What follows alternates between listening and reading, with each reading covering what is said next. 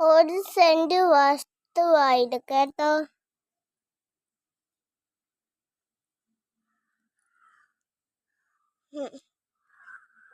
ഒരു ബാത്റൂം,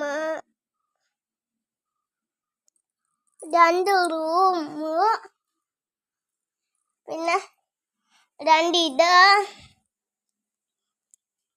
ഒരു ചൈല്, പിന്നെ ഒരു വീട്ട് 1 സെന്റ്, ഒരു വാഷ് ബേസിൻ 1 സെന്റ്, അടുക്കള 1 സെന്റ്, എല്ലാം 1 സെന്റാണ് കേട്ടോ.